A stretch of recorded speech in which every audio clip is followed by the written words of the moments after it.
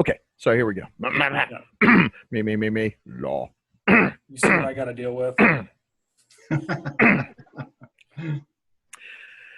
Okay, welcome folks to Gojira versus Shin Godzilla, where we will be looking at the first and the latest in this long-running series of classic giant monster films from Japan that have been so influential and so loved by fans for so very, very long. In many ways, this may be the most successful movie series of all time.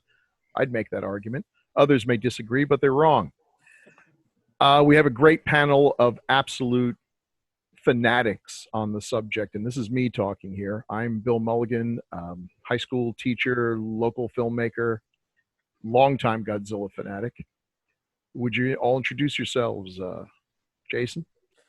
I'm Jason Gilbert, author and film critic. Edward?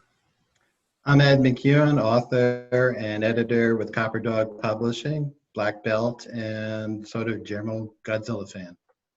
And Jerry? I'm Jerry Chandler. I podcast and occasionally write editorial pieces for whoever will let me do it for them. Nice. Terrific. Thanks for all being here. And we've got a very interesting thing to cover. Let me just start with, what was your first or earliest exposure to the kaiju genre, the giant monster genre? For me, it was, I guess like a lot of us, it was King Kong. Okay, I grew up in upstate New York, and every Thanksgiving they would show King Kong, Son of Kong, King Kong versus Godzilla, and Mighty Joe Young. So it was also, and I have no idea why that screams Thanksgiving to the folks at Channel 9, but that was also my introduction to Godzilla, King Kong versus Godzilla, which is also, I think, still the most successful in the series. And I fell in love. That was it. That was my introduction to fantastic cinema, and there's been no turning back. Jason, what was yours? Godzilla 1984. We were doing a lock-in at the YMCA, and so what the parents would do, they drop their kids off, and it'd be a bunch of us in the gym playing games with the counselors and whatnot. We'd have sleeping bags, and then we'd have a movie, and we'd all have to go to sleep. So the movie they decided to show that evening was Godzilla 1984. And I was sold. I think I was the only kid probably still awake, and they were about to turn it off, and I'm like, it's not done. I mean, I don't see credits. Keep it going. And my dad picked me up the next morning, and I told him about it. And the next thing I know, he's renting all these Godzilla VHS tapes, or anytime it's coming on TV, my brother and I are in the room, and I probably saw the vast majority of all the Godzilla versus movies before I saw Godzilla 1984, of course, an untold number of times. Unfortunately, not Godzilla Returns, the original cut. I saw the 84, the Raymond Burr cut. Mm-hmm. But I saw a bunch of those before I ever got a chance to finally sit down and watch Gojira, which was several years ago when I finally got a chance to sit down and watch it. And it blew my mind how, even compared to all of the other Godzilla films, how well it held up. Mm-hmm. I actually got to meet the guy who wore the original Godzilla costume in the film of Gojira. Old little Japanese man, spoke absolutely no English whatsoever. He had his daughter with him translating. Very cool guy. Signed my shirt for me. Yeah. So, but yeah, that was my first. I got a poster signed by him too. Yeah. Nice. My first introduction to Godzilla was, fortunately and unfortunately, Godzilla 1984. Well, can't win Ed. all. Ed, what was your introduction to this? For me, as you say, it was the classic King Kong, which ended up being sort of fun for me because I was actually a movie extra in the gruesomely bad 1976 Dino De Laurentiis King Kong. Wow. So I was down at the World Trade. Stop picking on that film. It's better than you people were in the crowd at the end? That's cool. I was actually a National Guardsman, which meant that I was in the brawl that broke out between 2 o'clock and 4 o'clock in the morning when we were down at the World Trade Center next to, this was all before CGI, next to the 40, 50 foot long, King Kong full-size replica that was lying there on smashed pavement, when Dino said to 10,000 of the sort of New Yorkers who were in lower Manhattan at 2 o'clock in the morning, everybody rushed the monkey.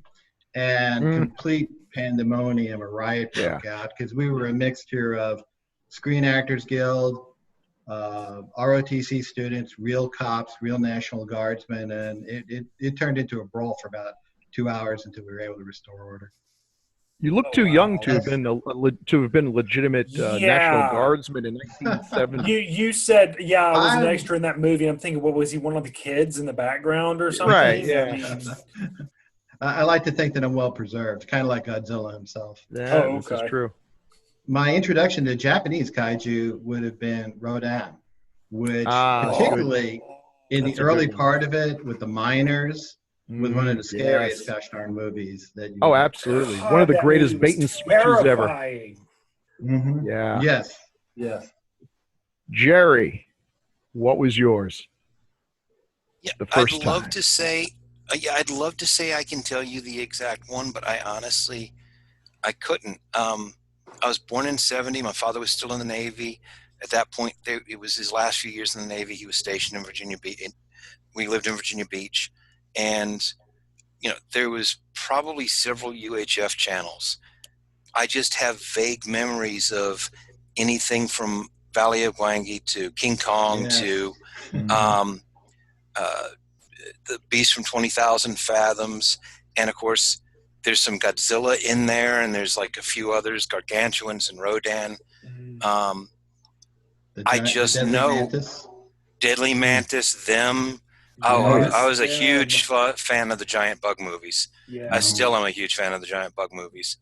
But I mean, it's one of those things where I can't tell you the exact, but I know it's like I've always known what Godzilla was.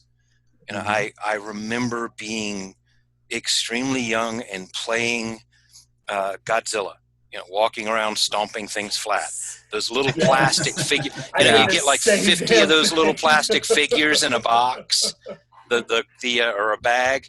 The little green army guys and the little blue and yellow ones. Playing Godzilla and stomping them flat with my tennis shoes on. Yes. And obviously the 70s, and knowing what Godzilla was before he showed up in the 70s cartoon and they invented Godzuki. Oh God! We will not speak of him.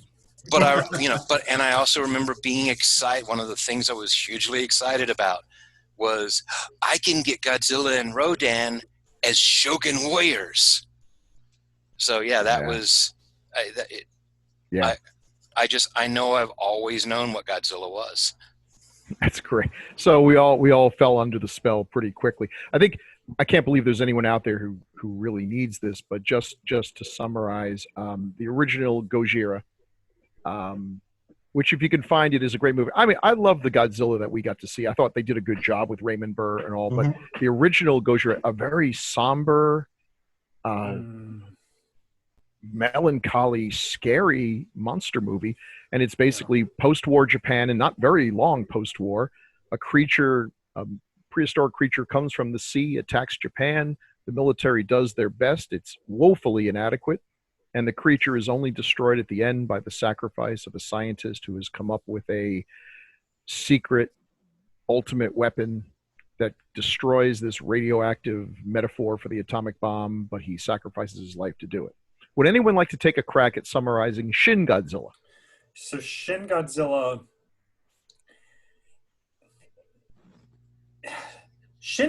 is a remake in the vein of this is the first time Japan has seen Godzilla rise from the ocean. They don't know what it is, and this thing emerges, and the only thing they know to call it is Gojira, which they say means God incarnate. And it's funny because it's Shin Godzilla or Shin Gojira. The entire movie, they call it Gojira, and even in the instances where they're speaking English, the actors and actresses still refer to it as Gojira. But of course, it wreaks havoc. It's absolutely unstoppable. It's a different tone from the original. In terms of the original was very somber, very dark and heavy, and Shin Godzilla, it almost, to me at least, it almost acted like a warning. It came off to me like that, not only to us but to the older generation, because the older generation in the film are completely inadequate when it comes to dealing with this thing. And the younger generation is who steps up and comes up with an idea that is more likely to work than just the old school idea of, oh, let's just blow it up and we're done with it, because they've tried blowing it up several times and it did not work. Did anyone else think it was a comedy? Because I did. I was in the theater laughing my butt off. For Shin Godzilla? Yes, because to me, you know how it's usually Godzilla versus Biollante, Godzilla versus Gigan. This should be Godzilla versus bureaucracy, because their answer for everything was to let's call a meeting and discuss what happened now. Every time the creature mutates, every time things get worse, they call another meeting and they're waiting for a report. And I was like, this is such a great metaphor for how our politicians will react if something bad ever happens. And in that way, it was prophetic. Yeah, I mean, there were comedic moments in it because there was political satire, and there was barbed political moments because, like you touched on before, the original Gojira, Godzilla is literally the embodiment of what happened to them, the dropping of the bombs, and so that was that. Well, 5-10 years prior to Shin Godzilla, they'd had several major natural disasters. They'd had, horrendous nuclear meltdowns. Right. And if you actually, if you were paying attention to world news, it was ridiculous seeing some of the responses, the politicians, the groups, the people. And so they put that in there. So yeah, there's comedy, but because it was kind of, there was political satire in there, whether it was meant to be comedy or just, okay, you're laughing at the idiots. Yeah. There's a political dimension to both Gojira and Shin, and it's a common thread in that in both of them, you've seen the rejection of the old order. There's a scene that's been deleted largely from the Raymond Burr version where there's a parliamentary procedure after they come back from the island, and you see this group primarily of working class people and women debating with these suited gentlemen who obviously represent, particularly in 1952 and 53, the old discredited zaibatsus, the imperial system that got them into a war that there was no possibility that they could win. Yeah. And that's more, as opposed to, the US and the atomic bomb, that's more the internal Japanese politics of them looking at their military, which had led them into this disaster, and their politicians that had followed. And in Shin Godzilla, you get a bit of that also, which is the old guard is not up to this challenge, whatever the challenge happens to be. In this way, Godzilla is a bit of a MacGuffin. He could be an asteroid hitting Tokyo Bay. He could be a plague. What he's showing is that this stultified bureaucracy is incapable of adapting to the new circumstances in the first movie of post-war Japan, and in the second movie of a Japan that was essentially emerging now from the Reconstruction and extended period under American tutelage and strong control. It's becoming a power that can, in fact, project military power and political power overseas again. That's interesting. That kind of got into what my third question was going to be, in that if this is something of a remake, what does it tell us about the state of Japan compared to the first one compared to this one? I think you touched on that very well. It is interesting. I was just trying to think about this. This is one of the few Godzilla movies where literally the only monster is Godzilla.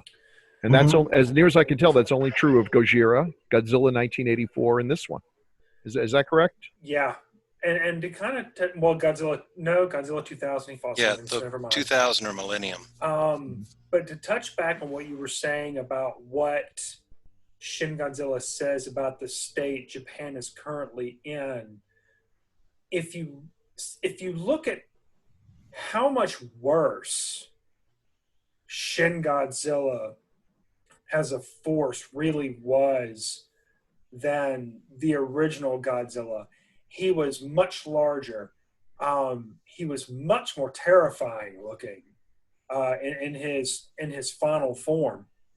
And then right down to his radioactive breath was the most devastating that of any incarnation of Godzilla. I mean, it's even worse than Godzilla Earth. And not only can he breathe this radiation to the point where it's a laser beam, he can overload and go into meltdown and blast it out of his back and out of his tail. So it makes me wonder if they're seeing if Godzilla, the Shin Godzilla, is supposed to be the embodiment of what could go wrong in Japan, what they're in fear of coming in this case, in this day and age, nuclear war. If they think that maybe it's a worse off situation than it was in 1954 when Gojira came out, and where they seemed prepared for this, and they ultimately weren't, versus Shin Godzilla, they weren't prepared for anything at all, and it showed. Big time it showed. I suspect that one of the things that's moved on and changed is the audience. Because of the prevalence of TVs and computers, people have seen the effects of real weapons. And in the black and white movie, it may have seemed plausible that Sherman's firing 76 millimeter cannons weren't bringing down a 200-foot tall biological monster. Nowadays, what we've seen of the incredible lethality of modern weapons, you have to have amped this monster up into the biological, genetic, nuclear-powered factory it was to make it at all plausible that something that large could survive long enough to do any harm. My dad ran a section of 106 millimeter recoilless anti-tank rifles.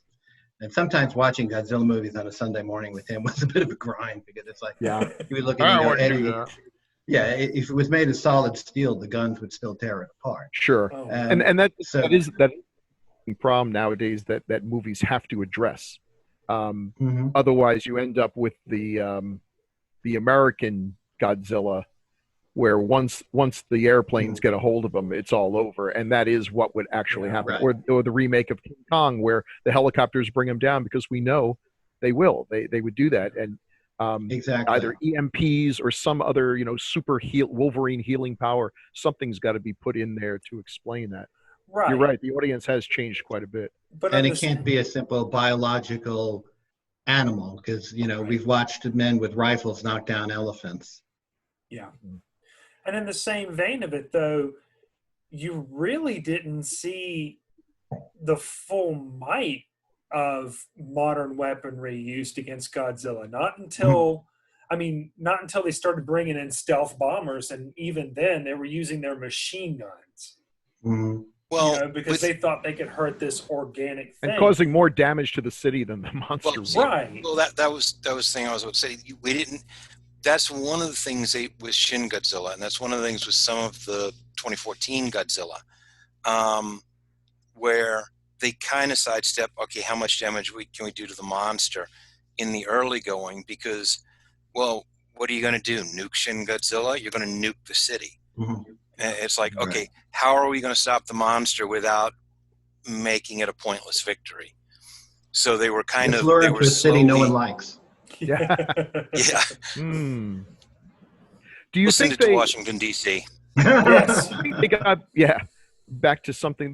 There's one flaw that I think happened pretty quickly in the Godzilla series, and I didn't even realize how much they'd fallen off the rails until I saw the Gamera remakes, which is that you really lost the sense of fear for the cats. Yeah, these are my little monsters. the crowds of people running away. In the first movie, it kills you. That scene with the mother and the two children, Oh it God. just rips my heart right out. You really got the sense that people were dying. And then it got to the point where literally the crowds were smiling as they ran away. It's just they got a bunch of people and they said, "Okay, run," and they ran, and there was no fear, it was like a cliche. Did Shin bring back some of that, the sense that there's some serious skin in the game here, or not? Because I thought the Gamera movies did a great job with that. The remakes of the Gameras. It almost seems like Shin Godzilla, the creature itself, it almost seems like it didn't give him a chance. Right. I was thinking the same thing. I don't recall, and I've seen Shin Godzilla 2 or 3 times. I actually watched it not long ago, before the pandemic hit, because I loaned it to my mother right before the pandemic hit. And it seems like in the original, in Gojira, it was coming. They had all of this warning and no one was listening, but it was coming, and then it came. Yeah. Shin Godzilla, this thing just showed up. And as far as everybody knows, they're carrying on their daily lives. Something blows up in the bay, and this thing comes to shore. This vomiting tadpole. Right, and rakes a trench through the city. And you want to laugh at this thing because of how goofy it is, but then you're seeing how much damage it's doing, and you're wondering, everyone's wondering, where are all the people running, going, look, it's Godzilla destroying this. He didn't give them a chance. They're dead. They're already gone. In the initial thing, and then after that, there are no people on Earth that evacuate like the Japanese do. No. It's as if they trained from infancy to do so. So thereafter, the civilians were far less on the battlefield than you found in like Gojira, where they had not evacuated Tokyo. They didn't have the modern plans that they do because they have evacuation plans for every contingency, hurricane, earthquake, tsunami. So it did turn into more of almost a battle between professionals, the monster and the military. Yeah. Civilians really weren't so much caught in that crossfire.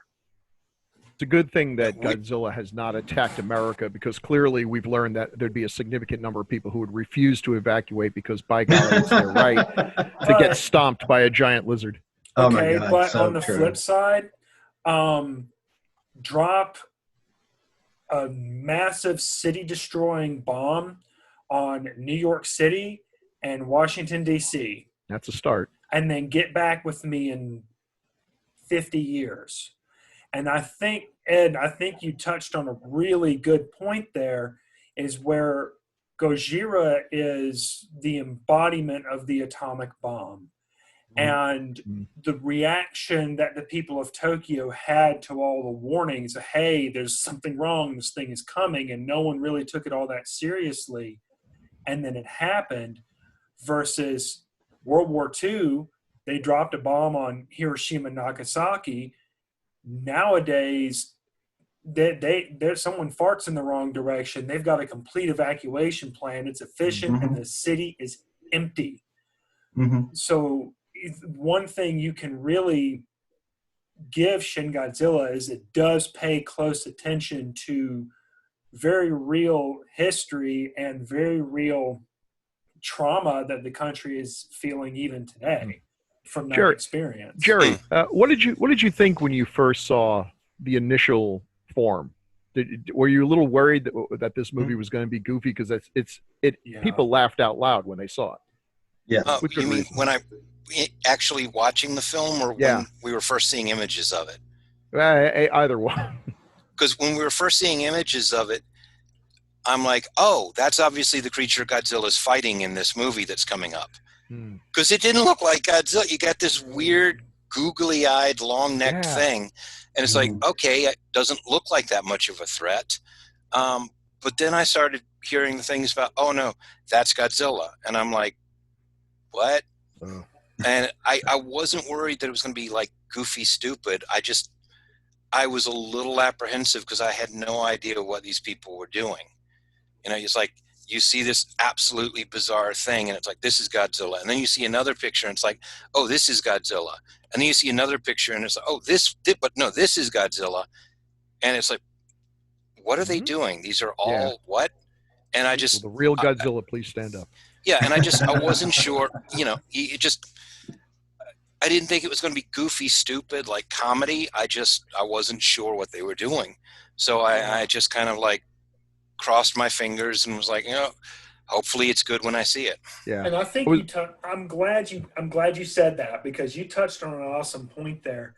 Because just hearing the four of us talking about our reactions to the initial form, it seems to me that they intentionally made the original form kind of goofy, because if you think about it, the final form of Godzilla, Shin Godzilla, is terrifying. Mm-hmm.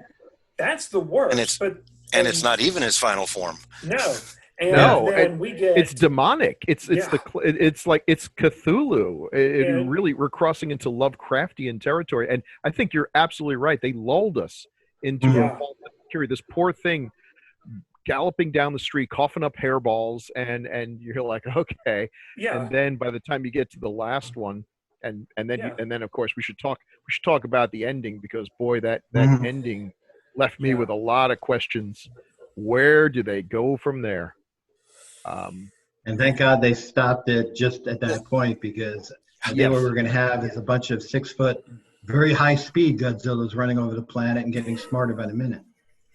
Well, let me throw something in there to build off that, because it was something that several points have been brought up. And it was something that I found interesting, and particularly where Jason's pointing out how very specific Shin Godzilla and the creature in the film represents certain things in Japan now. One thing I find interesting, contrasting the original Gojira and Shin Godzilla, is you can look at the original Godzilla film and you can kind of try to shoehorn him in as an analogy for different things, but very much everything you saw with the first Godzilla film, he is the embodiment of the atomic bombs being dropped. The things that you see in the film are very much specific to that. You see people dying of radiation poison. You see the food supply is being irradiated. It's being either destroyed or turned into poison. People are now facing famine. The destruction, the fires, the imagery is all very much what came out of those moments in World War II after the bomb dropped and the weeks and months afterwards. So you can kind of try to say, well, you can use Godzilla as an analogy in that film and for other things, but it doesn't always work as well. When I first saw Shin Godzilla, and I'm kind of a news and politics geek, so I keep up with world news and events anyhow. And I'd seen the responses to the natural disasters and seen the responses to the meltdowns, and then seen the criticism in the Japanese media and by the people towards the leadership for some missteps. And you watch Shin Godzilla, and all the things that Jason has brought up is absolutely accurate. You see all these things that they folded into it. And I've come to appreciate something with Shin Godzilla and the brilliance of the writing and the creation of the film, which is you see it and you know what's going on, and they had the interviews telling you about kind of what this was supposed to represent. And it's all beautifully done. It's precise. It's accurate to this is this and this is that, and you can see it. Well, here it is a few years later, and I was watching it again this week to prepare. And one of the things that struck me is, as precise and as detailed as all these little analogies they put into it and how they set it up are, it's also written so that it's completely wide open. Yeah. You can look at Shin Godzilla and what's going on in the world right now, not just Japan. Yeah. And it's almost like Shin Godzilla's coronavirus, COVID-19. Sure. The ineptitude of the powers that be in multiple countries, and all of the things that have happened, it's on display in the film. And it weirdly, it almost fits this stuff more, because you keep hearing things in the news about, oh, well, virus is a mutation. Well, this freaking Godzilla mutates. And it's and one of the really freaky things, this Godzilla, when they finally froze it, the last thing we see as the camera pans up the tail high in the sky is those weird little human shapes. Yeah. And it's like, this is a virus that started out as an animal strain and jumped to humans and created chaos. And that's what this Godzilla is doing. And, we all know everything about Godzilla because we're fanatics for it. But a lot of the population doesn't, and even less of the population knows Shin Godzilla. Yeah. And I guarantee you, if in 2021, 2022, you got a bunch of college students, political, social sciences, maybe some medical people, whatever, and you got them in a room and you said, okay, this is a movie that Japan made this year. It's their representation for coronavirus. Watch it and write papers. You'd have detailed papers and everything. They'd be writing it up. And I imagine in another 10 years, we'll have a couple of more stupid political or natural disasters, and Shin Godzilla will probably perfectly fit. That's an interesting point.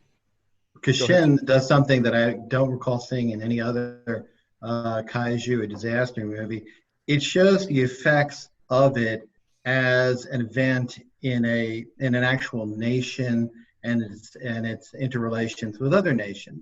How Japan was destabilized, how its currency was destabilized, how its markets started to fall, how unemployment began to flow. This is starting to sound familiar. Yeah. So you see the fact that the direct damage that the monster does is only a small amount of the damage that it in fact does merely by existing and distorting everything. It's interesting that, I think I've been wondering, and I've seen people speculating what's going to be the first great coronavirus movie, and it'd be ironic that it's already been made. And that's what you just said is a very interesting point, that these monsters, yes, there's the destructive aspect where they're walking through a town and stepping on buildings, but basically you can only step on so many buildings. Godzilla could do this every day and not destroy all of Japan, but our society, our civilization, these films seem to tell us is a house of cards. And it doesn't take a whole lot to knock one from the bottom and the whole thing comes down. And we may well be living through an actual exploration of that concept soon enough. Well, I mean, look at the scene with his breath. So he's tearing apart the city. He's still moving kind of slow, and they go after him in the way that they think's going to work, because when in doubt, blow it up. And he levels a massive portion of the city with just fire. He sets the city on fire and then levels it to the ground with a laser, and then goes meltdown and blows all of it out of his back and takes out everything. It takes out everything around him. I mean, we're throwing things at this virus, and it's doing nothing but getting worse. So Godzilla here is really essentially a biological weapon. Yeah. You get that, and you see this strain, particularly in anime, where the Japanese are fascinated by evolution and mutation. And what you see in this thing is, it's not a monster that's killing you by stepping on you, biting you to death. It's not something that would have been in Jurassic Park. This thing is so far beyond that. It is as if someone decided to make a warship with a tail and 2 feet and move it around and blast the hell out of your city. It's like the Earth's biological weapon against humanity. What a fascinating concept that is. Well, that'd be Godzilla Earth on Netflix. Yeah, and then the last, it's a terrifying thing when you think about how this thing starts out goofy and ends up demonic. Is the idea that the human form of this would be the next logical step, that the only thing more demonic than a giant towering demon is an actual humanoid, something the closer it gets to being like us, the more dangerous it becomes. Well, I mean, if you think about it, one thing that humans are far better than any other species at is killing each other and killing other living things, ending life. I don't know if we're better at it, but we get a lot more enjoyment out of it, apparently. I think certain species of ants are probably better at it, but they just don't give a shit one way or the other. Yeah. And, let's give humans their due. We came up with Godzilla. This is fair. We've contributed something to the greater I'm still trying to get over Bill's idea that Godzilla is Mother Earth's way of saying, you're over 18, get the hell out of here. Well, I mean, look at Godzilla Earth on Netflix. That's exactly what it was. You're right. That is exactly the premise, that Godzilla basically kicked us off planet Earth. Yeah. And man, someone should talk to you about writing a script for this, Ed. That would be a cool that'd be a cool follow. The one thing I got to say about the Japanese, they are not slaves to continuity. If they come up, I have a good idea for Godzilla. If you do this in America, be like, oh boy, that's a great idea for James Bond, but it doesn't follow anything we've done.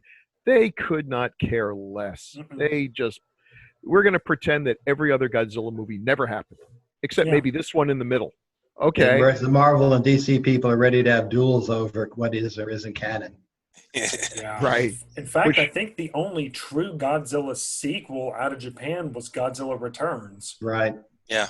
Well, no. King Kong versus Godzilla, he comes out of the iceberg that he got sent in at the end of Gigantus, the fire monster. And what did Gigantus, the fire monster, then they have someone calling up and saying, that wasn't... Huh? What? Say what? No, you said Godzilla Returns was the only sequel. To It was the Gojira. only true sequel. The only true direct sequel. Oh. The only direct sequel, yeah. Yeah, you're right. That's true, the only direct. Because I guess Gigantus is another Godzilla, but not the same Godzilla. We don't believe he actually pieced himself back together from the oxygen destroyer. The Japanese will, if they don't like the way a series went, or even if they did like it, but they still feel like redoing it, we'll just simply redo it as if the first one didn't exist. Like Full Metal Alchemist has 2 incarnations. They literally have nothing to do with each other toward the back quarter of each, where they just go in dramatically different directions. What's that one anime that people didn't like the ending, so they kept making movies to explain the ending, and people couldn't figure those out? Neon Angel. Oh, Neon Genesis Evangelion? Yeah. Yeah. No one knows what it means. That's amazing to me. It's like, well, we'll make a movie to explain it, and then when it's over, everyone's like, I'm more confused than ever. So, now Shin Godzilla made a ton of money. Yes, it did. I mean, it was really successful, which is kind of surprising to me for a movie so weird that it, because the Godzilla movies have had a hard time coming to America, and I was surprised to find out for a long time were not very successful in Japan. They were mostly kid movies, and he was way more famous here and popular here than he was there, but they couldn't get releases here. But Shin Godzilla made a ton of money.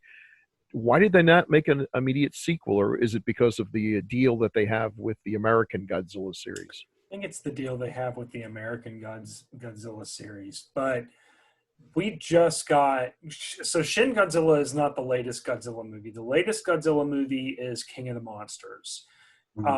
Shin Godzilla, I think, is more the answer to Godzilla 2014, because it seems like the U.S. will make a Godzilla movie, and then Toho will go, okay, no, this is how you do it. Because case in point, Godzilla 1998 and then Godzilla 2000.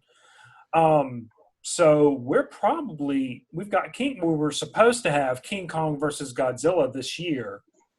So we're probably due for another straight Japan Godzilla at this point. I don't think they're doing that. They've been talking about it. There's been like little rumblings where as soon as like the American stuff gets done, they're already talking about starting. They've got it in the planning. In one of the dumbest interviews I think I've ever seen, a Toho executive talking about they had a great new idea for Godzilla. They were going to start a bunch of movies with monsters. You have Godzilla over here and then some others in this movie and others in this movie. They'd all kind of have their own movies. And then they would bring them together in this great new shared universe concept.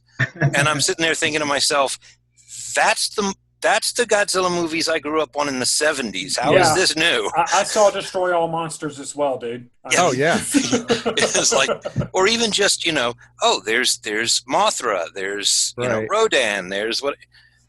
Yeah, that's insane. He didn't realize. I mean, unless he's planning on having them all fight Thanos or something, which I'm there. But that would be awesome. You guys even feel that the U.S. movies are Godzilla movies? So I really enjoyed Godzilla 2014 and Godzilla Destroy All Monsters. I mean, Godzilla King of the Monsters for what they were. I had a really good time with them. Do I think that they carried the same weight as the Japanese, like, traditional line Godzilla movies? Gojira, Godzilla Returns, and Shin Godzilla? Absolutely not. Raymond Burr hated doing Godzilla King of the Monsters back when it came out, when they dubbed him in, simply because he felt like they were taking away everything that Gojira was trying to say. They took out all the symbolism and they made it an ignorant monster movie. So good for him. So it seems to me like the 2014 and Godzilla King of the Monsters movies really went for that and embraced, okay, Japan's going to make the intellectual, deep, heavy Godzilla movies. We're going to make the popcorn flicks. And they've really rolled with it, because when they tried to make a kind of a meaningful Godzilla movie, they put Matthew Broderick in it and made it 2.5 hours long. And they made the Beast from 20,000 Fathoms is what they did. Well, since we brought it up, what do the rest of you, Ed, what did you think? What do you think of the American MonsterVerse, the two that we have so far? I guess you could include Kong Skull Island. I was going to say it was three, but yeah. Are you talking about the recent Godzilla movies? The American ones. I think there's a distinction for me in that you don't have the Japanese storytelling. Japan is a very different culture. What they talk about and what they focus on in a movie and in a story is extremely different from what we do.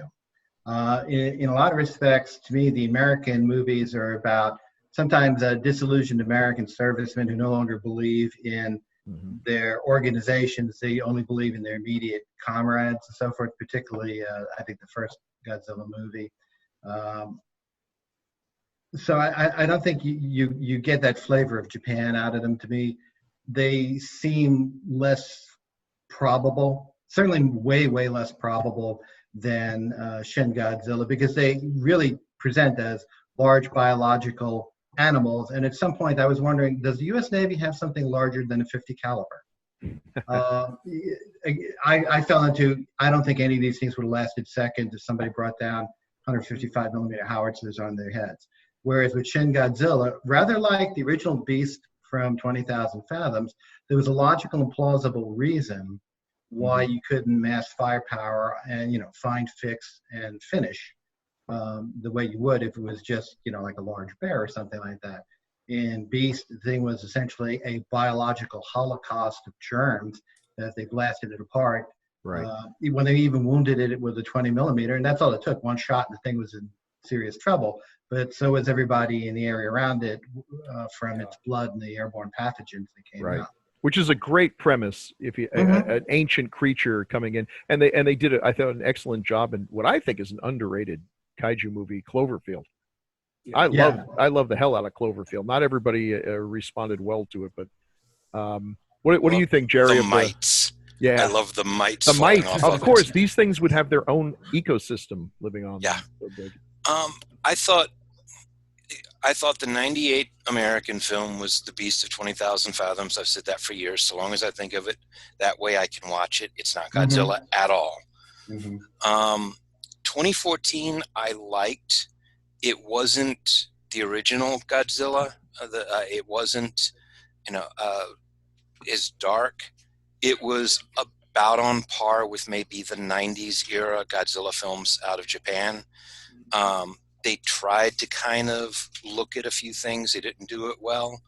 But as far it was entertaining. When I say they didn't do it well, it's entertaining, but like kind of trying to, okay, we're going to look at how this haunts the humans and how the humans react and all that. They didn't get that too well. As far as after that, I'm one of those people that's like, if I never see Kong Skull Island again, it won't bother me. I thought that was a wasted, ruined movie. And Godzilla, King of the Monsters is a great Godzilla film if it was in between Godzilla versus Gigan, and Godzilla versus Megalon. Mm-hmm. I mean, it honestly has kind of that tone to it. Yeah. It's monsters beating the crap out of each other and people doing stupid stuff for no entertaining value at all. Just get us back to the monsters now because we're bored of the people. Bored of the way too many people they had in that movie. Yeah. Oh, God. Yeah. The stakes were so small. It's weird. Each one of these movies affects me in a different way. I really enjoyed the 2014 Godzilla. It has some flaws in it, but I really liked it. They were clearly playing it serious, which I appreciated, that they were taking this seriously and not mocking it. The people who made it clearly loved Godzilla and were terrified they were going to screw it up. Kong Skull Island has some really cool parts to it. Doesn't quite work. I'm not sure what my problem is, but I will say the second time I saw it, I liked it more than the first time. I'll bet you there's a movie reference in that movie that you missed. What is it? Cannibal Holocaust. In which way? So in the forest where they're walking through the spiders. Yeah. And they turn around and one of their guys has been stabbed through the mouth. Yeah, sure. There you go. That is straight up nod to Cannibal Holocaust. You are absolutely right. I understand they actually found that guy when they were walking through the forest. It's real. So, and then King of the Monsters. See, King of the Monsters, I actually enjoyed less the second time I watched it because I guess I love the spectacle. There's some beautiful shots. There's some of the most beautiful shots in the entire Godzilla series in that movie. It's the special effects are marvelous and all the monsters are there and some new ones. But oh my God, that family. When we're at the end of the movie, when the stakes should be highest, and these awful people are driving through wreckage and arguing. This married couple, this awful couple, yelling to each other over who was a worse parent. I was just hoping something would step on them there, and they were taken right out. I could not care less. Yeah, like Titanic with those annoying kids. You start rooting for the iceberg to come over. Well, I mean, everybody makes fun of it because it was, the funky hippie days. But when you do a side-by-side comparison, that somebody in the Legendary Studio said, we got to do a green movie. It's got to be about the environment. And so we get King of the Monsters, and the entire thrust is, all of this is happening because of we're destroying the environment and these people are going to save the environment. Well, Godzilla's already got an environmental hippie movie. It's called The Smog Monster. Yeah. And it actually does a much better job of doing that message. That's a weird movie. Isn't it strange that Hollywood, if to make a generalization here, Hollywood are the people who are loudest about pro-environment and the green thing and everything, and yet hardcore environmentalists are some of the best movie villains that they ever come up with. There's, let's face it, because Nazis are about 112 years old now. And you can only do so much with, you got to be careful if you make other countries your enemies because they might be financing your next blockbuster. So what's left? People who are so eager to protect the environment, they're willing to kill everybody. Mm-hmm. By definition, the fanatic is the one that, I'm sorry, go ahead, Jerry. What's left is people that can't park their damn car in one slot. You must be in New York. Virginia. Okay. Yeah, we had the same when I lived up in New York. Yeah, it's true everywhere. Yeah. Were you going to make a point, Ed? No, but go ahead. Jerry just took it right out. He did. He'll do that to you. So we're about getting to the end of it. This was a fun conversation. Yeah. This is the way it is with Godzilla. I mean, we were at a panel at Mysticon, and we tried to cover all the movies, and that was a fool's errand to do in 1 hour. Never do that again, Bill. That needs to be like a part 1, part 2 thing. The epic 36-hour panel. Luckily, Jerry wasn't there when we got to Godzilla versus Megalon. He would have forced me to stop and go on a long tirade about how great Jet Jaguar is. Because he is. There you go. See? But this has just been like four guys sitting around a pizza talking about Godzilla movies. Yeah. I think it's amazing that, I mean, how many are there in the series now? If you add them all up, we're getting near 30. Which series? All the Godzillas put together. Every Godzilla feature. Because it seems to me like you're right. It's more of a franchise than a series. 4 series. Sure. In within the franchise, Yeah, and if you include the anime and the American versions. Are we counting Godzilla versus Bambi? Of course. We should. Short but punchy. Yeah. But all of those movies, some are great, some are in the middle, some are terrible, but there is no Godzilla movie that does not have a hardcore following of, this is my favorite Godzilla movie. Even Godzilla's Revenge. That was someone's first Godzilla movie. It hit them at the right age and the right time, and they think that's as good as it gets. God help them. I think that's a really good point also, which is also true, I think, of most science fiction. You get people that are only fans of like the original Star Trek, and then ones that have no use for that and just love Discovery or something like that. Sometimes it's the stage of life with which you encounter these things, in which they become part of your persona, that makes them particularly important to you and makes you forgive obvious sins that it has for other people. Especially since so many of these appeal to young kids. It may be the film that really kind of awakened that sense of wonder. I think for me, really, the film King Kong, obviously, but the other one, Jason and the Argonauts. Yeah. Once if you're a kid and the first time you've really seen anything remotely like the skeleton fight, you see that and you're like, I have to know how that was done. And are there any other movies remotely like this? And off you go on that amazing journey that eventually gets you to a virtual convention with 3 other really cool people. That's a good way to wrap it up, right? Absolutely. It is indeed. All right, hey, guys, so I really want to thank you guys for doing all this. And thanks everybody for watching. If you're watching this on YouTube, the Con Carolina's YouTube page, make sure you hit subscribe, like, and go ahead and ring the bell so you get a notification every time we put up a new video. We'll definitely be doing a Facebook watch party. We got some live stuff coming up. And yeah, guys, cheers. It's been a good time. Yeah. Cheers indeed. Everybody stay healthy and look forward to talking to you some more. All right. And Bill has a cat. Yeah, of course.